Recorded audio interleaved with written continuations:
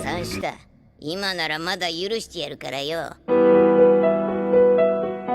Halo Bolok, kali ini Denanime akan kembali melanjutkan cerita alur cerita anime dan Dadan episode 5. Tapi jangan lupa bila yang baru datang di channel ini untuk tinggalin jejaknya.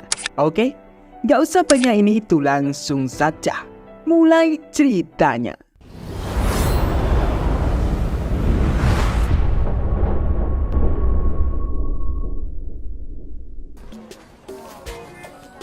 Pada keesokan hari, terlihat sudah pada bersekolah.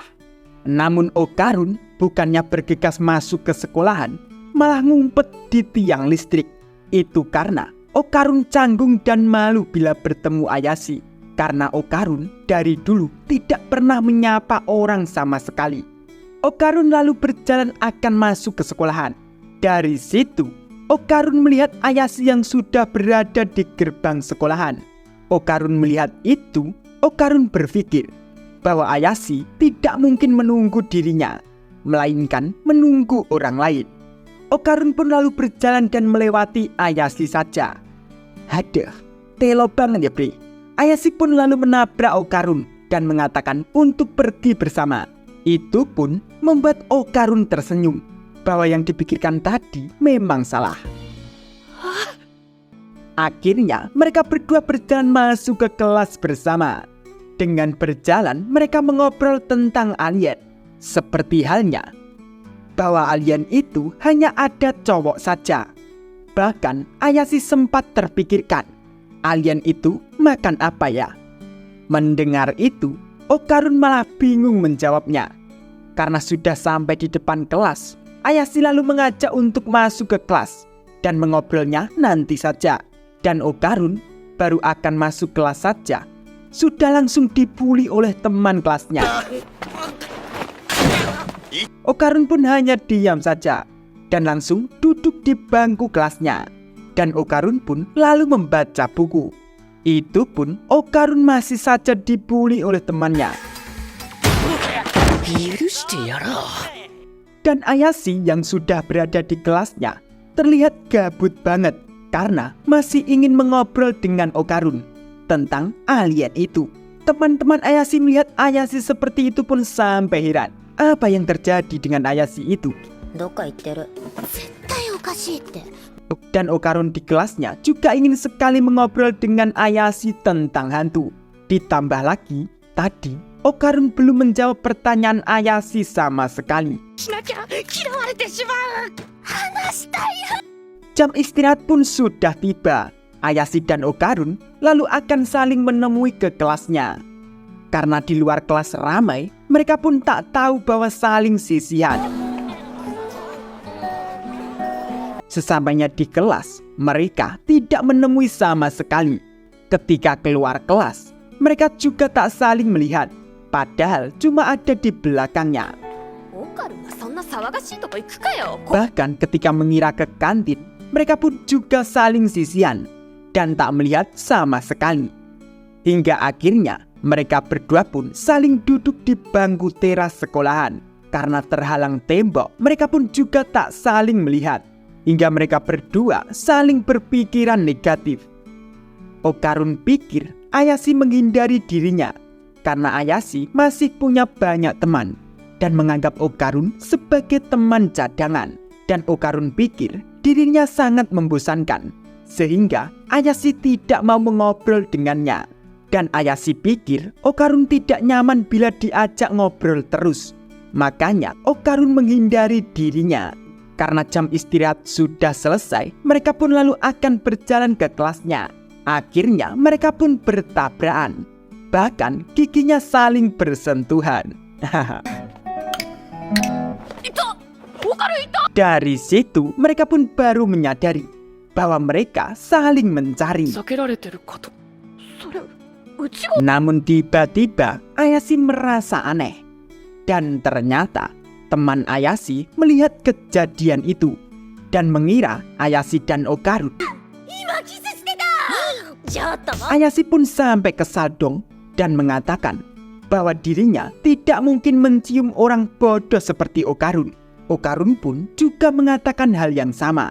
Sampai-sampai Ayashi pun meminta ke Okarun untuk jangan mencarinya dan mengobrol lagi. Hingga akhirnya mereka pun lalu berjalan pergi. Dan Okarun lalu pergi ke toilet untuk pipis. Dari situ Okarun baru menyadari bahwa telur burung Okarun tidak ada. Dan Ayashi di kelas langsung diejek oleh teman-temannya karena tadi berciuman dengan Okarun. Sampai-sampai Ayashi pun kesal banget dong. Dan Okarun tiba-tiba datang ke kelas Ayashi. Dari situ Okarun meminta ke Ayashi untuk bicara dengannya. Namun karena Ayashi sudah kesal, Ayashi tidak mau berbicara dengan Okarun. Bahkan Okarun pun sampai memohon untuk mereka berbicara berdua. Namun tetap saja Ayashi pun menolaknya. Hingga akhirnya Okarun pun sampai sedih banget. Jam sekolah pun sudah habis dan Okarun akan berjalan pulang. Dengan begitu Okarun masih memikirkan Ayashi. Sampai-sampai Okarun pun tak sadar menabrak wanita cantik di sekolahannya itu. Namun wanita itu juga meminta maaf ke Okarun. Bahkan dia sedikit menggoda Okarun. Dan Ayashi juga berjalan akan pulang sekolah. Namun Ayashi juga berpikir bahwa dirinya merasa bersalah dengan Okarun. Dengan berjalan, Ayashi pun seketika berhenti melihat ke arah Okarun. Karena Okarun bilang tidak punya teman, tapi dia malah bercanda dengan wanita itu. Wanita itu pun lalu lanjut berjalan dan melewati Ayashi. Karena Ayashi mendengar pembicaraan wanita itu dengan temannya bahwa dirinya hanya menggoda dan mempermainkan Okarun saja, Ayashi pun lalu melakukan ini dengan kekuatan biskisnya. Okarun yang melihat itu lalu akan menolongnya. Namun Ayashi langsung menghentikan Okarun dan mengajaknya untuk pulang saja. Namun Ayashi masih mengatakan dengan kencang bahwa Okarun itu sangat keren banget dan cewek bodoh tidak bakal tahu daya tarik Okarun. Dan Ayashi dengan melihat ke arah wanita itu mengatakan bahwa dia lebih baik kejatuhan baskom daripada membuat Okarun jatuh cinta. Ayashi dan Okarun pun lalu berjalan pulang bersama. Dari situ Ayashi mengatakan maaf ke Okarun bahwa dirinya tidak malu bila berteman dengan Okarun. Okarun pun tak memperdulikan itu. Dan malahan itu membuat senang Okarun karena bisa baikan kembali dengan Ayashi. Dan dari situ Okarun mengatakan bahwa telur burungnya hilang. Seketika Okarun diajak ke rumah Ayashi dan Ayashi pun sampai tertawa terpingkal-pingkal. Dan Okarun lalu dimarahi oleh Saiko dong. Karena kemarin Saiko meminta ke Okarun untuk memperlihatkan titiknya yang sudah kembali seperti apa. Tapi Okarun menolaknya. Dan sekarang Okarun baru menyadari. Setelah itu Saiko pun lalu akan menjampe-jampe Okarun untuk melihat apa yang berada di tubuh Okarun. Saiko pun lalu menyuruh Ayashi untuk menyiapkan peralatannya, yaitu baskom yang berisi air dan boneka Neko yang ditempel kertas jimat. Ritual pun lalu dimulai. Namun Saiko tak melihat apapun di tubuh Okarun.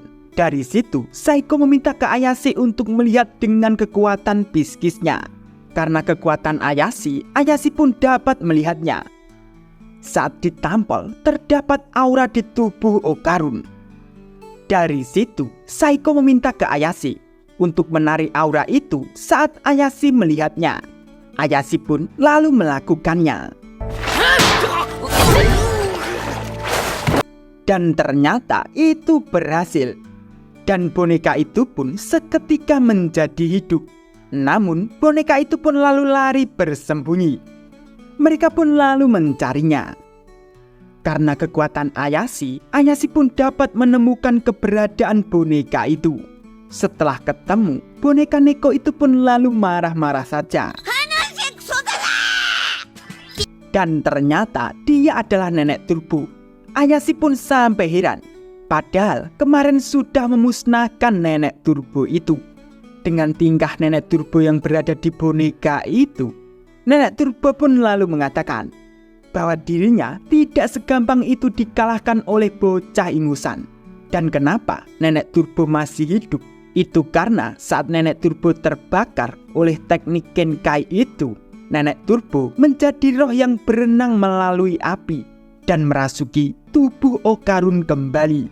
Dan karena sudah tak punya kekuatan, Nenek Turbo menghapus hawa keberadaannya di dalam tubuh Okarun tanpa diketahui.